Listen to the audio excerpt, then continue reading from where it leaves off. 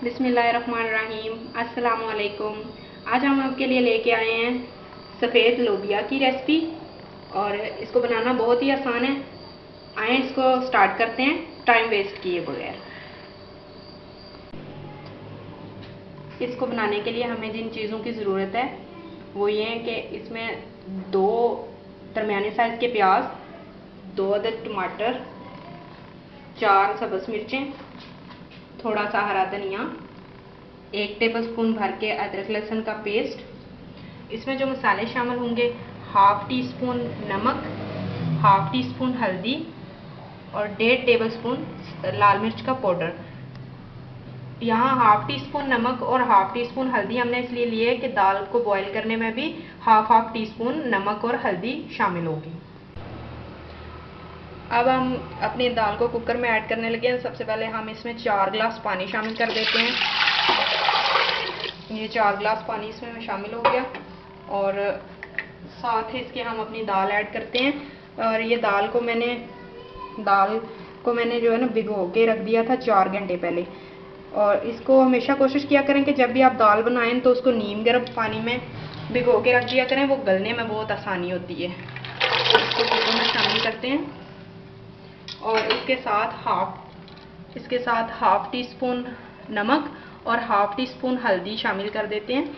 ये गलने में भी आसान होती है और इसके साथ इसका कलर भी ख़राब नहीं होता। जो एक ब्लैक सा हो जाता है पानी इसका, वो ख़राब नहीं होता। इसमें एक येलो सा पानी आ जाता है, बहुत प्यारी लगती है। तो अब इसको हम तकरीबन 10 से 15 मिनट के लिए उबाल लेंगे, तो उसके बाद हम मिलते हैं। कढ़ाई में हमने हाफ कप घी लिया है और जब घी अच्छे से गर्म हो जाए तो इसमें प्याज शामिल कर देंगे। प्याज़ों को हमने गोल्डन या लाइट गोल्डन हमने नहीं करना, इनको सिर्फ हल्का सा नरम करना है।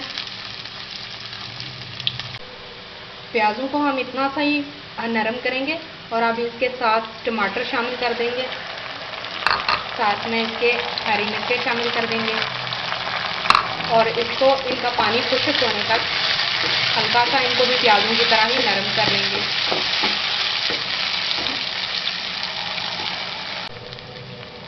प्याज और टमाटर का कच्चापन ख़त्म हो चुका है। अब इसको हम चूल्हे से उतार लेंगे और ठंडा होने के लिए छोड़ देते हैं।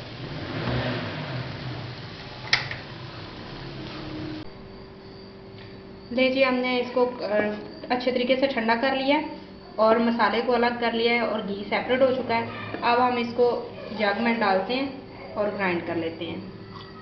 इसमें थोड़ा सा पानी शामिल करेंगे और ग्राइंड कर लेंगे।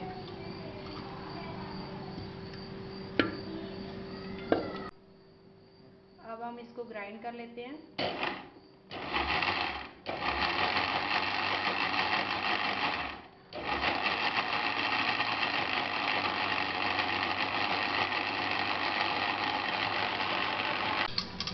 अब फ्लेम दोबारा से ऑन करते हैं और कढ़ाई को गरम कर लेते हैं। अब मैंने इसमें 2 टेबलस्पून और घी को शामिल किया है। अब घी हमारा अच्छे से गर्म हो चुका है और इसमें अदरक लहसुन का पेस्ट शामिल कर देते हैं।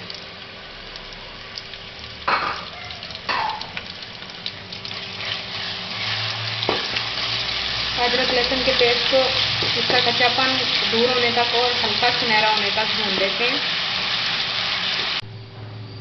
अदरक लहसुन का पेस्ट हमारा अच्छे से भून चुका है और अच्छी सी खुशबू आ रही है इसमें से। अब हम इसमें जो हमारी ग्रेवी हमने तैयार की है वो इसमें ऐड कर देंगे।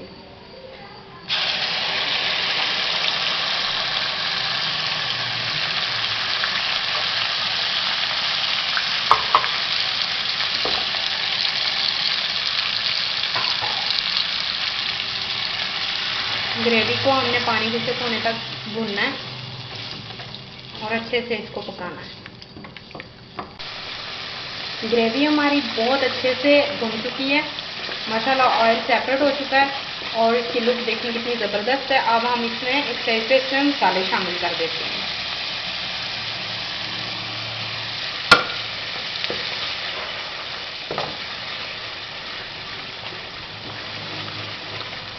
माशाल्लाह से मसालों की आप अच्छे से भुनाई करेंगे। अब यहाँ पे मैं आपको एक राज की बात बताने लगी हूँ।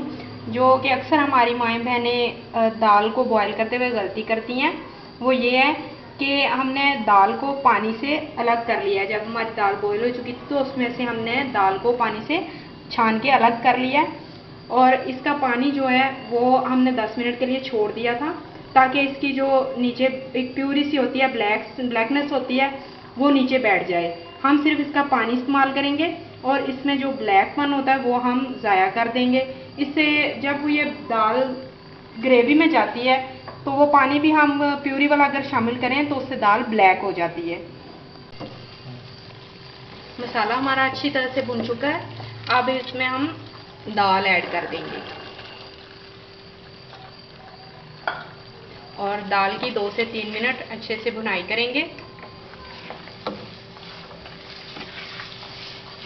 ताकि इसमें मज़ीद जो कमी पेशी है वो निकल जाए।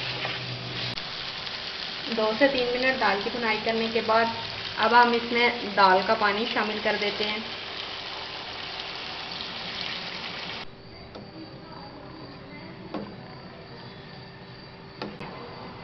इसको 3 से 4 मिनट ढककर पका लेते हैं।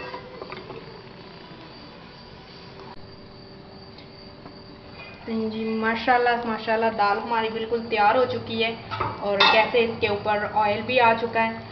इस स्टेज पे हम यहाँ पे सब्ज़ धनिया थोड़ा शामिल कर देंगे।